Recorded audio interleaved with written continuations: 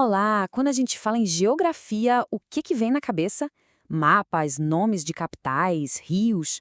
Então, geografia é isso tudo sim, mas é também muito, muito mais. Hoje, a gente vai abrir a caixa de ferramentas do geógrafo para entender como essa ciência nos ajuda a ler e a interpretar o mundo de um jeito completamente novo. Beleza, vamos mergulhar nisso. Antes de pegar as ferramentas, a gente precisa entender do que estamos falando, né? Então, a pergunta fundamental é uma só. Afinal de contas, o que é geografia? Parece uma pergunta simples, né? Mas olha, a resposta é bem mais ampla do que parece. Basicamente, é a ciência que estuda a relação, que é super complexa, entre a sociedade e a natureza. Mas, tá, como é que isso funciona na prática, no nosso dia a dia? É uma pergunta que faz a gente parar para pensar, né? Porque a questão aqui não é decorar um monte de fatos isolados. É, na verdade, entender as dinâmicas que estão moldando o nosso planeta e a nossa vida. Bom, para a gente começar a organizar as ideias, a geografia geralmente se divide em duas áreas gigantes. De um lado, a gente tem a geografia física, que olha para os elementos da natureza, tipo o relevo, o clima, os rios. Do outro, a geografia humana, que foca na gente, nas nossas ações, a cultura, a economia, a política. E o mais legal de tudo é que essas duas áreas estão sempre, sempre conectadas. E é justamente para entender essa conexão que os geógrafos usam os conceitos que são, assim, super poderosos. É legal pensar neles como uma caixa de ferramentas mesmo. Cada ferramenta dessas é tipo uma lente, sabe? Um jeito diferente de olhar e de sacar o que está acontecendo no mundo. E olha só quais são as principais ferramentas: espaço, paisagem, região, território, lugar e redes. Cada uma delas é como se abrisse uma porta para a gente entender a realidade de um jeito novo. Hoje a gente vai focar nas três primeiras, que são tipo o alicerce de tudo, a base para entender o resto. Então, bora lá. Primeira ferramenta na mão, o conceito de espaço. E ó, não é o espaço sideral dos astronautas, não, tá? A gente está falando do palco onde a vida acontece, onde todas as relações sociais e com o ambiente se desenrolam. Tem um geógrafo brasileiro genial, o Milton Santos, que definiu o espaço geográfico como resultado da transformação da natureza pela nossa ação, pela ação humana, ao longo do tempo. Ou seja, o espaço não é uma coisa parada, estática. Pelo contrário, a gente está o tempo todo construindo e reconstruindo ele. Ele está cheio de história, cheio das nossas intenções. E aqui a gente consegue ver essa transformação muito bem. Pensa lá na pré-história, com os primeiros abrigos, o uso do fogo. Depois, o salto que foi a agricultura na antiguidade. Aí chegam as cidades e as indústrias na modernidade. E hoje? Hoje a gente tem as tecnologias digitais criando jeitos completamente novos de interagir.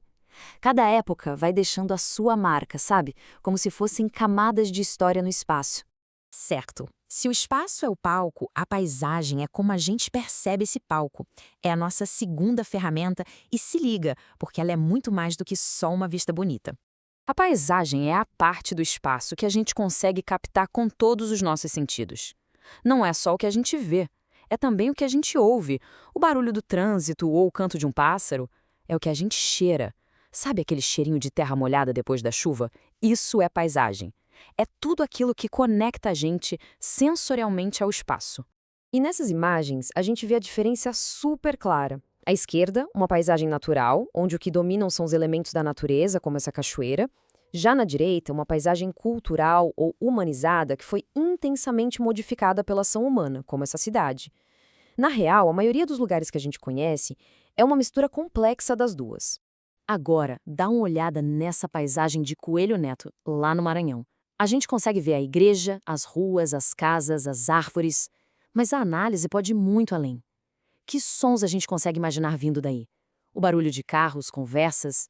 E quais cheiros poderiam estar no ar? Paisagem é isso, essa experiência completa, imersiva. Ok, já vimos espaço e paisagem. Mas o mundo é gigante, né? Como é que a gente faz para organizar e estudar tudo isso? É aí que entra a nossa terceira ferramenta, a região. Regionalizar é basicamente dividir para entender melhor. É a gente agrupar partes do espaço que tenham características em comum. E o ponto crucial aqui é a palavra critério. É o critério que a gente escolhe que vai definir os limites e as características de cada região. O Brasil é um exemplo perfeito disso. É um único país, Um espaço só. Mas, como esse mapa mostra, ele é formado por inúmeras regiões culturais, cada uma com seus sotaques, comidas, festas, tradições. E a gente poderia dividir o país por critérios econômicos, climáticos. As possibilidades são muitas. Então, esses critérios podem ser naturais, como agrupar áreas com o mesmo clima, podem ser culturais, como regiões onde se fala a mesma língua, ou ainda econômicos, como quando países formam blocos, e até sociais, agrupando áreas com os mesmos indicadores. A região é uma ferramenta super flexível e poderosa para análise. Certo. Então, passamos por espaço, paisagem e região. Chegou a hora de juntar tudo isso e ver como essas ferramentas transformam a nossa visão de mundo. E aqui está o ponto mais importante de todos. Esses conceitos não são só palavras para decorar para uma prova. São lentes. São jeitos de treinar o nosso olhar para a gente conseguir enxergar as camadas, as conexões e as histórias que estão escritas no mundo todo ao nosso redor. Então, para fechar, fica a provocação. Vamos pensar um pouco na rua, no bairro, na cidade onde a gente vive. Depois dessa nossa análise, como esse espaço pode ser enxergado? Qual é a paisagem que a gente percebe com todos os sentidos? E a que regiões, sejam elas culturais, econômicas ou naturais, esse nosso lugar pertence? A geografia nos dá as ferramentas. A exploração começa agora.